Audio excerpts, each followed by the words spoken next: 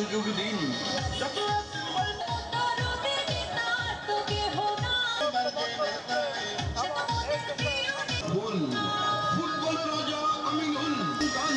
ঢাকা 16 আসনে রূপনগর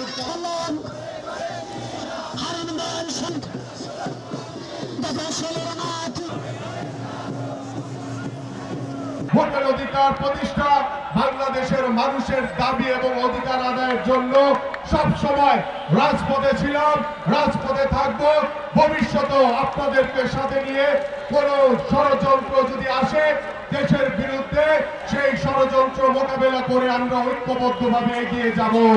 আমাদের লক্ষ্য হচ্ছে একটি, বাংলাদেশের জনগণ, বাংলাদেশের জনগণের কল্যাণ, বাংলাদেশের মানুষের উন্নয়ন, বাংলাদেশের মানব সম্পদের বিকাশের মাধ্যমে আমরা বাংলাদেশের জনগণকে একসাথে ঐক্যবদ্ধ করে আমরা এগিয়ে যেতে যাব এবং আমরা বাংলাদেশের জনগণকে ঐক্যবদ্ধ করে একটি শান্তিপূর্ণ, সমৃদ্ধশালী এবং একটি মানবিক বাংলাদেশ গড়ে তুলব। এবং আমার প্রিয় এলাকাবাসী, আমার পল্লবী রূপনগরের যারা বাসিন্দা রয়েছেন, আমি আপনাদের সন্তান হিসেবে, আপনাদের ভাই হিসেবে, বন্ধু হিসেবে সব সময় আপনাদের পাশে থাকবো ইনশাআল্লাহ। এটা আমার ওয়াদা ইনশাআল্লাহ।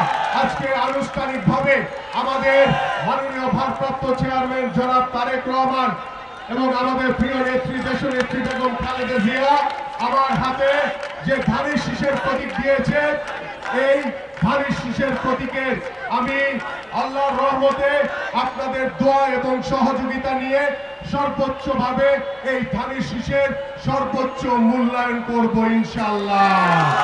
উপস্থিতি, আপনাদের সকলের কাছে আমি দোয়া এবং সহযোগিতা চাই এবং আমার প্রিয় এলাকাবাসী, আমার ভাই বোনেরা, আমার বাবা মারা যারা এখানে উপস্থিত রয়েছেন, আমার সাধারণ মানুষ যারা রয়েছে, আমি কোনো নেতা হিসেবে আপনাদের সাথে থাকতে চাই না।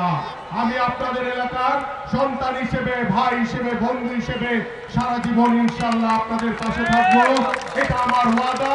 এবং আমার এই অত্র এলাকার পল্লবী এবং রূপনগরের ঢাকা 16 আসনের যে সকল সমস্যাগুলো রয়েছে, সেই সকল সমস্যাগুলো সমাধান করার জন্য আপনাদের সাথে পরামর্শ করে, আপনাদের সাথে রেখে ইনশাআল্লাহ প্রত্যেকটি সমস্যার সমাধান করব ইনশাআল্লাহ। প্রিয় উপস্থিতি, সর্বশেষ যে কথাটি বলতে চাই, গত 17 বছর ওই স্বৈরাচার সরকার বাংলাদেশের বিরোধী মতের উপরে, বিরোধী দলের উপরে দমন, নিপীড়ন, নির্যাতন চালিয়েছে। আমরা সেই রাজনীতিতে বিশ্বাস করি না। আমি দৃঢ়ভাবে বলতে চাই, আগামী ফেব্রুয়ারিতে যে নির্বাচন হবে, সেই নির্বাচনে বাংলাদেশ জাতীয়তাবাদী দল বিএনপিকে এবং আমার এই ঢাকা 16 আসন থেকে আমাকে ধানের শীষের প্রতীকে নির্বাচিত করলে, আমরা যদি সরকার গঠন করতে পারি, নির্বাচিত হই, আমরা কখনো কোনো বিরোধী মতের উপরে জুলুম, নির্যাতন, নিপীড়ন করব না। এটা আমার ওয়াদা। এবং আমরা সকলে সমভাবে, আমরা একই ছাদের নিচে, একই পরিবারের মতো, একই প্রতিবেশী হিসেবে, আমরা ঐক্যবদ্ধ হিসেবে আমরা আমাদের প্রত্যেকটি সমাজকে সুন্দরভাবে গড়ে তুলব।